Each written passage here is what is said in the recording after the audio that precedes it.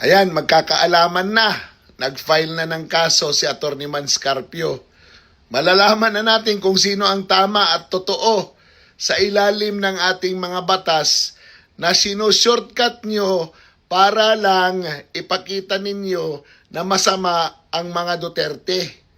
Kung ano-ano ang ginagawa nyo eh. Kasi nga, kahit anong gawin ninyo, talo talaga kayo sa 2028. Ang kailangan nyo, winner by default. Gusto nyong manalo na walang kalaban. Dahil yung kalaban nyo, milya-milya na ang layo sa inyo. Diyos mio Marimar, tanggapin nyo na lang ang katotohanan na sa 2028, Sara Duterte na ang magiging Pangulo ng Bayan. Sayang ang bayot! Ang daming ganap ni Leila de Lima. Galit siya sa mga sundalo dahil namatay daw yung mga estudyante. Ano ba ang paniniwalaan mo, de Lima? Yung sinasabi ng mga sundalo o sinasabi ng mga teroristang NPA? Kasali ka ba sa chat group ng mga NPA para malaman mo yung kwento nila? Aba. Ikaw ay isang mambabatas sa ilalim ng konstitusyon. Kanino ka ba kakampi?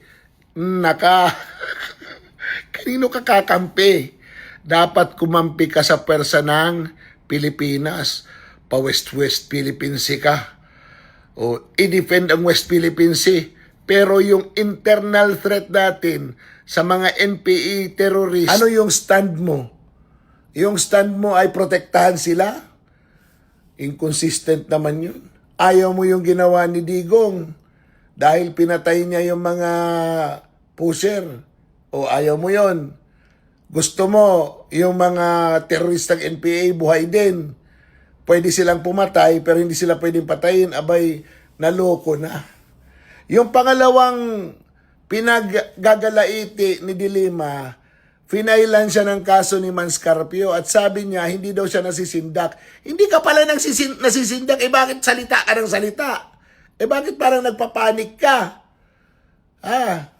Di ba? Relax lang, ma'am. Alam namin kung anong klaseng tao ka. Mula noon hanggang ngayon, hindi magbabago yung pagtingin namin sa'yo. Kaya wag ka nang maging morally correct or upright sa iyong mga pinagsasasabi. Dahil sa loob-looban mo ay ikaw ay isang tao rin na nadadarang at natutokso rin.